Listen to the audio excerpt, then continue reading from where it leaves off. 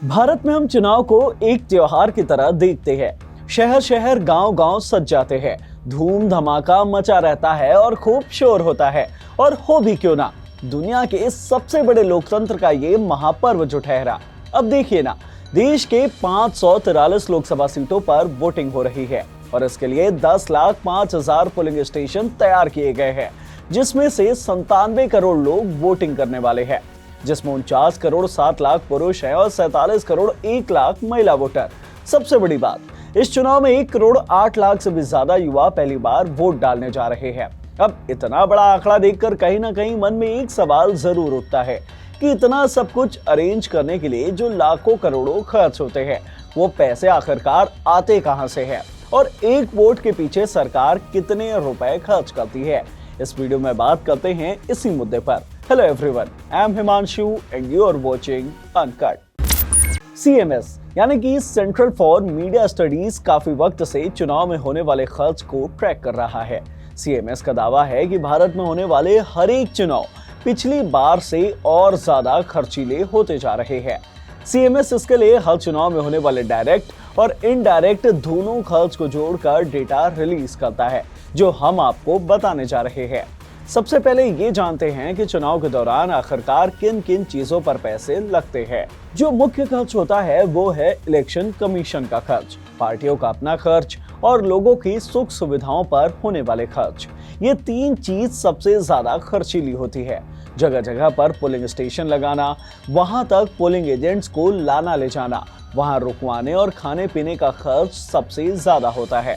इसके अलावा ईवीएम पर भी अच्छा खासे पैसे खर्च होते हैं। लोगों को इस बात का आइडिया नहीं होगा, लेकिन सिर्फ आइडेंटिटी कार्ड बनवाने में ही एक मोटा पैसा खर्च हो जाता है।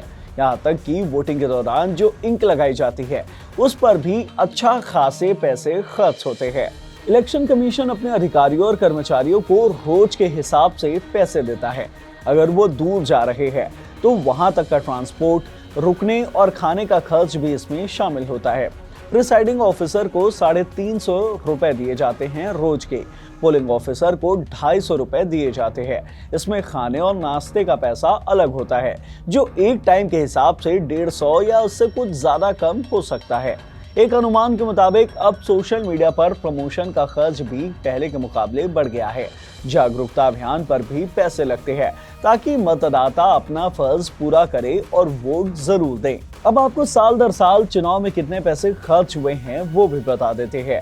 सीएमएस की रिपोर्ट के मुताबिक साल 1998 से 2019 लोकसभा चुनाव के बीच 20 सालों में चुनावी खर्च 6 से 7 गुना ज्यादा बढ़ चुका है।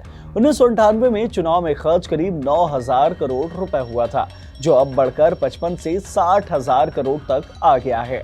साल 2019 का चुनाव अब तक का सबसे महंगा चुनाव माना जा रहा था। 7 चरण और 75 दिनों तक चले इस चुनाव में करीब 60,000 करोड़ रुपए खर्च हुए थे, यानी कि एक वोट के लिए औसतन खर्च आया था 700 रुपए का। और अगर लोकसभा क्षेत्र के हिसाब से बात करें तो हर लोकसभा क्षेत्र में औसतन खर्च हुए थे 100 करोड़ रुपए। अब बात कर लेते हैं इस साल, यानी कि साल 2024 के लोकसभा चुनाव की। साल 2024 का चुनाव भी साल 2019 के चुनाव की तरह 7 चरणों में हो रहा है। 19 अप्रैल से शुरू हुआ यह चुनाव 4 जून को रिजल्ट के साथ खत्म होगा, लेकिन इस बार फिर से वोटर्स की संख्या बढ़ गई है और इस कारण चुनाव का खर्च एक बार फिर से पहले के मुकाबले कई गुना बढ़ जाएगा। इसके अलावा चुनाव को लेकर लोगों को जागरूक करने के लिए जो प्रचार प्रसार किए जा रहे हैं, टीवी से लेकर सोशल मीडिया तक जो कैंपेन चलाई जा रही है, उसका स्तर पिछले चुनाव के मुकाबले इस बार थोड़ा और बढ़ गया है और इसमें और ज्यादा पैसे खर्च होने का अनुमान है। अगर एक वोट पर होने वाले खर्च की बात करें तो ये भी पिछले चुनाव से अब बढ़ जाने वाला जरूर है। पिछले चुनाव में औसतन एक वोट पर 700 रुपए खर्च हुए थे, लेकिन एक अनुमान के मुताबिक इस बार एक वोट का खर्च 1,000 रुपए से कुछ ही कम हो सकता है। वैसे आपको जानकर हैरानी होगी कि शुरुआती चुनाव में एक वोट पर 1 रुपए से भी कम खर्च हुआ था। अब आपको ये भी बता देते हैं कि चुनाव के लिए खर्च करने वाले पैसे आते कहां से है।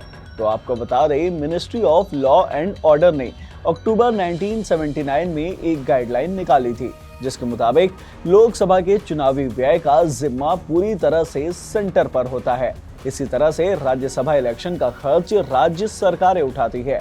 अगर दोनों चुनाव साथ हो रहे हैं तो दोनों मिलकर खर्च बांट लेते हैं। तो अब आपको समझ में आ ही गया होगा कि चुनाव में कितने पैसे खर्च हो रहे हैं और एक वोट पर सरकार कितने पैसे खर्च करती आ रही थी और अब कितना करने वाली है।